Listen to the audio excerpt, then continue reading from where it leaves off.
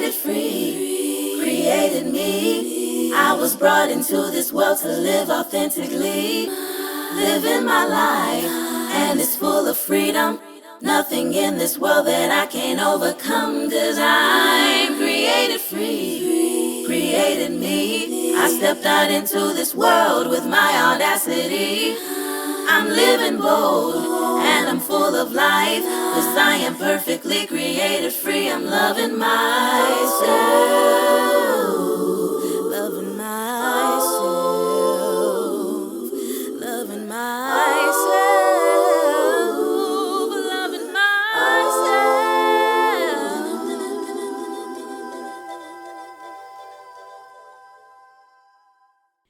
Hey, beautiful soul. Welcome to the Created Free Podcast. I am your proud host, August Crenshaw, a.k.a. Mrs. Raw, Real, and Relentless. And you're here because the words created free sound good, but you're working on making it more of a reality in your life. So stick around as we discuss and challenge all that we know and feel about relationships, religion, business, spirituality, emotions, and so much more. Whatever life is throwing at us, okay? It's a topic of discussion. And then watch me show how this is impacting the way that you're showing up as an entrepreneur. So we're going to be challenging authenticity, and we're going to get to the root of who we really are and what we desire, and make sure we're doing everything that we can to manifest a life that we love. All right, so let's get into it.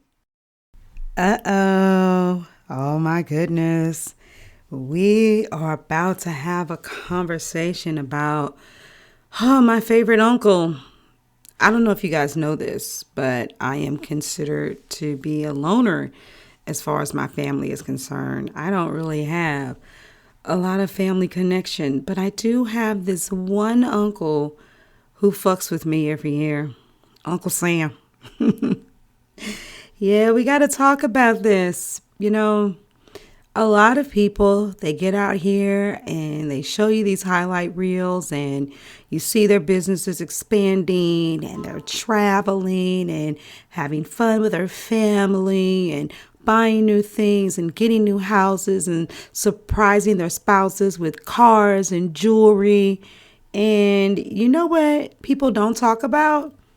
The dark side of the situation when it comes to taxes for the little lokes. Oh yeah, we like to laugh at the situation with Martha Stewart and Snoop Dogg, and you know he cool with her because hey, she did time just like him. Wesley Snipes, and there are a lot of artists out there who have had to pay for not paying Uncle Sam. And all of them weren't rich and just deliberately decided not to pay. They had some shitty accountants and so on and so forth. But what about you? See, I am not a financial advisor. Let me put this disclaimer out here before I even begin. I am not giving you financial or tax advice. I am not a tax or wealth advisor in real life, nor do I play one on television or on this podcast. I am merely sharing some things about my journey as well as with my clients to help you all out and maybe help you get a more level head about the kind of decisions you're making, because the coaches that you're working under, they're not taking account for the bias that comes with their influence and how their tribes are doing what they're doing, but then they don't really know what's going on behind the scenes. And, just telling someone that they should have a CPA or knowing that they should have one, to me personally, is not good enough. And so a lot of my clients, when I talk to them, they'll be like, yeah, I need to make 5K or 15K or 30K, whatever their goal is for the month. And while I will never shoot their goal down, I do typically ask, where did that number come from? And a lot of times that number comes from the need to survive. It comes from the need to get out of debt. And there may be a good amount of desire behind it, but they haven't really necessarily done the math to say, hey, I need this amount because of all of the other professional expenses. And one of those expenses being taxes. Most of you, come on now, you're an entrepreneur and you do not pay your taxes quarterly. You do not set any of your money aside. You are just used to getting your income tax check or hoping that there'll be some kind of laws and loopholes so you could be like Trump and that you don't have to pay shit. Well, I want to talk to you guys because I do understand what goes on. And I hit a point in my business where it was like, oh shit, I owe stacks on stacks on stacks. And I don't have the money for my uncle, and I don't know what the hell he's going to do to me. So let me give you a little bit of a backstory. First of all, I've been an entrepreneur since I was in high school, but that doesn't mean that I knew how to run a business or that I did it correctly. From a professional standpoint, setting appointments, price points, marketing, actually had a lot of natural instincts, but I didn't really start playing the game of filing taxes until I got in my early 20s when I wanted to buy a car solely based off of the income from me being an entrepreneur. Because see, here's another thing. I understood how to play the game. And with me being the head of household, being a single mom, having a job, and taxes being taken out, with me doing taxes, once I finally started filing as an entrepreneur, what Uncle Sam took for me basically would balance out what I would have owed on the self-employment side. And oftentimes I still got some money back. And, you know, I let people do taxes for me. I immediately went to a professional. Why? Because I don't know what I'm doing. And several of my tax forms, I couldn't do anything with them because I didn't understand that they ate up all my income. They took every allowable expense they could. Oh, the business expense, you do this, you do that. And I'm just shaking my head. Yeah. And they telling me that they can give me this money. So I would get this one lump sum once a year. But then if I wanted a car, if I wanted to get a house, I wasn't going to be able to do it. And so I ended up having to do a bunch of 1040Xs and refile my taxes and pay Uncle Sam some money in order to be able to show that my business was actually profitable.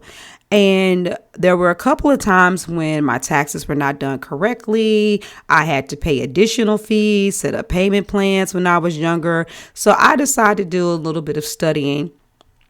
And for many, many moons, I filed my own taxes and I began to understand how to play the game. And so there are a lot of things that I do understand about legitimately evading having to pay as much in taxes, but every business owner does have to make the decision, because just because it's an allowable allowance doesn't mean that you should claim it if it's going to impact your bottom line. And some of you are going to want working capital loans, and you're going to be like, I make, six figures, multiple six figures. Why can't I get it? Yeah, but on paper, you only bring in 30 grand. That ain't shit, and especially not now when rent is, $2,000 and more a month. Shit, that's already 24 racks just to live. Your income to debt ratio is gone. You know what I'm saying? And so anywho, I know exactly what's up. And I was in this high ticket mastermind group, and one of the things that we were doing is we were running ads. And I'll be honest, even though 87% of my profits came from the tribe that I built, when I initially built out my ad, I did get a few clients from it. And, usually you need to do things in cycles and seasons. So that first 90 days, it hit good. The next 90 days, it wasn't that good. And I had this opportunity to use a working capital loan, and I took it. And you know what? I used all of the formulas. I did the formulas, and I was like, okay, based on the ads I used before, I had the potential to get this many leads, to get this many calls, to get this many clients. If I close this many sales, I can bring in this much money. Even if I break even, I got to think about the fact I've got new clients as well. That'll, their lifetime value will be even much more. And these leads, they'll be worth even more than that. And I went down the rabbit hole, and I made a conscious decision. Let me just say that. I made a conscious decision to take money that should have been set aside for my taxes and I used that shit to run more ads. I was really truly believing in the process. And no, that does not mean that I did not believe in myself. But in addition to believing in myself, I'm like, man, this is it. And so when I talk about you can't expedite your journey, trust me, you cannot. There's no matter how much money you put behind it. And I'm like, man, I ain't never did $5,000. I mean, I did like 3,500. So let me go to 5,000 and I'll possibly go to 10,000 if I can get these leads. I eventually ended up turning that thing down and then turning the damn ads off. And it really hurt me because I wanted to go all the way through the program and never fucking shut down my ads. And I remember telling my coach that I finally did. But I also said, I made a decision, and money that could have, should have been used for taxes, I did that too. But here's one thing that I did not do. Even though there were some things that changed about my lifestyle, and even though I did make some upgrades, like moving to another home, and I did get another car, but there was a reason behind why I did that as well. I did not go crazy living high off of the hog and trying to keep up with the Benzes Joneses. And it's good that I didn't, because the worst kind of situations ended up happening. I mean, having one car, having to get rid of it, getting another car, husband in an accident, all kinds of shit was just going down the pipeline. And the money that I did have was just slowly getting nibbled on, and it was disappearing. And that's you. That's you. You took a risk. You joined a mastermind. You're making the investment. You're hoping and praying on a specific level of return. You might have got a little bit of a pop. And since you got that pop, now you think you going to, blow up, and you ain't even understand the ebb and flow of your business for real. And that flow has ceased, and you ebbing like a motherfucker. And you possibly are not going to be able to pay your taxes. Now, me, I ain't going to lie, I got blessed. I got blessed beyond measure, and I was able to square up that bill. I ain't never I've owed money to the state, but I ain't never seen no commas being paid to the state. Y'all, the shit was getting real for me. You know what I'm saying? And they don't really prepare you. They don't really prepare you for that shit. They'll say things like, towards the end of the year, you're going to make up ways to spend money, so that you can, have as many write-offs as you can. Listen, some of y'all can't make up ways to spend money because you've been in a lot of these programs and you're spending money all year long and you're eating up your profitability. But there are other things that I get it. I ain't gonna lie. When I was a part of the mastermind that I was in, I didn't miss a single fucking event. I was at every single event, even one of them in which we had to pay for. A lot of them were included, but I did not go out of my way to live high off the hog. I didn't, spend money, frivolously. And a lot of people like, oh, you could come and you should stay in the hotel. Nope, fuck that shit. I live in the same city. I will, we had to do end of the quarter vacations, which I do still keep as a part of my lifestyle.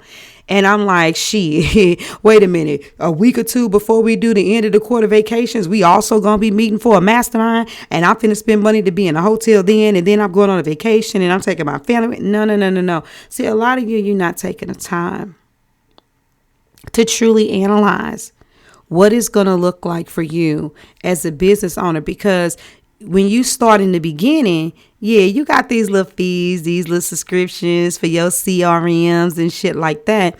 But you're just bringing in money. You're raking in the dough. And since so many of you are building a business while you're working a job, you're not truly looking at the reality of how things are going to flip when you are just an entrepreneur only.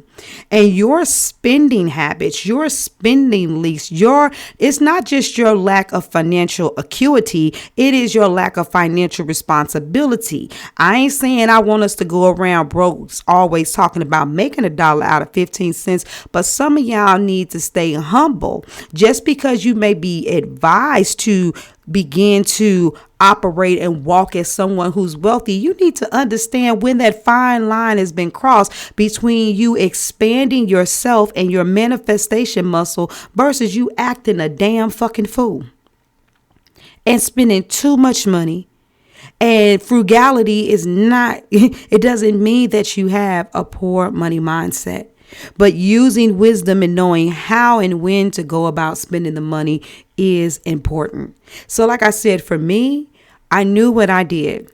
I also knew that worst case scenario, if I had to work out a payment plan, that I was going to be putting myself in a situation where I may have been, paying $1,000 a month for, a 6 months or some shit like that, or whatever it was going to take for me to square up my bill. But I also had a conversation with my husband about that. And I said, hey, I really want to invest in these ads. What can you do? Can you bring in a little bit more, money doing what you're doing, to carry some of the weight with the bills? And worst case scenario, this is what it's going to look like going into the new year. I'm going to have to take some of the money that would have been for some luxuries because I'm fighting against some bullshit. But I'm banking on me. I'm banking on me and I'm banking on this new knowledge. Yeah. But most of you are not doing that. And so while I was going to be able to quote unquote figure it out, I ended up not having to figure it out and was able to square up that bill immediately. But at the same time, it was a scary place. It was a scary place. And I said, yeah, I'm not going to do that shit no more. So I just want you all to think about whether or not it truly means you have a good money mindset.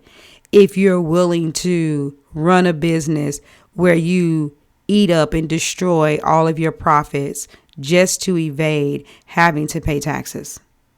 Okay? I don't know what entity, what structure you have. If you a S corp, you a LLC, you a sole proprietor, whatever. The point is, at some time in this journey, you are going to need to start paying attention to what the fuck you're doing with your money. And why you need to make the money and what are the responsibilities behind the money that you make. That's what I want you to ask yourself. As you are traveling and spending and buying new things and upgrading your lifestyle, are you keeping up with the business Joneses, or are you putting yourself in alignment with your expectations? Because yes, there are decisions that I have made that have been scary. Hell, even when I invested in the mastermind last year, you guys need to understand, I gave the last of what I had, and based on what it cost, I was already damn near giving up 50% of my income at the time just to pay for the damn mastermind. Okay. I was paying more than you paying for your rent and your car note, plus your insurance and some groceries and your cell phone bill. Just for one thing, knowing that I would have to at least come out of about $2,000 in addition to that to pay for ads, knowing that I already had a VA, knowing that I would have to hire a CPA. You guys, everything that I had, I put it all on the line. But the other thing that I can tell you is that I put me on the line.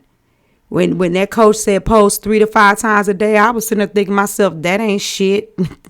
I do that already. Do a video every day. That ain't shit. I ain't scared of video. Raise your prices. I might cry and I might be scared and I might feel some kind of way. But yeah, I'm going to do it. I remember on one call, I wasn't even in the program yet. We were having a conversation because you got to realize I'm a business coach. But, coaches need coaches. And we had this conversation. I'm like, yeah, I got this product, what I'm saying? It's $1,000 a month, blah, blah, blah, blah. No, it was another product. I was like, no, it's worth 5 or 10,000, whatever I said. And it was like, well, then why you only charging, whatever the prop number was, 2,500 versus, 3,000.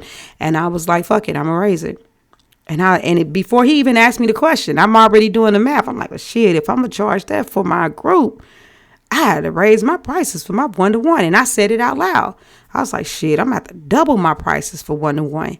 And I already had someone in queue that was reaching out to me to sign up for 1-to-1 coaching. And as soon as I got off of that Zoom meeting, I reached out to her and said, hey, I just want to let you know, because we did not discuss this. When you come to the call, my rates are not the same. And her response was, well, it ain't like your value going to be any less. I already know you're going to bring it. And I went from charging 12 grand for 1-to-1 to changing it to 24,000. And right after I got her, that person that was already in queue, I had another person in my tribe and made the same offer to her, and she made it happen and became a client too. And so I stood in my power and I made the necessary adjustments. I began to change my programs, require people to, step up and to pay more, close down a program. There's a lot of shit that I was doing. So just please understand, while you are on this journey, it's not just about how much money you can make. It's about how much money you can manage. A lot of people say it's not what you make, it's what you take or what you keep. It's about what you manage. How are you managing what you have? Managing, you know what I'm saying? Like, think about it. To whom much is given, much is required. You are a steward. Be careful how you represent your business, because it may not be taxes. It'll be something else though. And you don't want to lose your business because you can't afford to keep it. All right. So that's it. That's for today. That's your nugget. Definitely looking for some feedback. This is a sensitive topic. I understand people may not want to air their dirty laundry about this one.